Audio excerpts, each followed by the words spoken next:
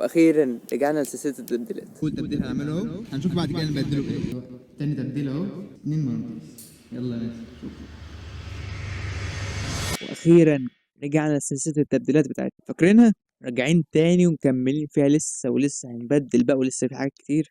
المهم بقى بدلنا القلم اللي بدلناه المره اللي فاتت بلوحه للفنان العظيم فان كوخ. فان جوخ. فان كوخ. واللي بدلنا معاه القلم هو احمد رسام وفنان، وعجبه القلم. هو فعلا القلم ده محدش هيقدر قيمته الا اللي بيعرف يرسم واللي بيقدر الفن وكده، ان هو قلم غالي يعني، غالي قوي. ويقرر ان هو يبدل معاه القلم بحاجه من عنده، وقال لي اختار بقى من شويه اللوحه دي اللوحه اللي انت عايزها.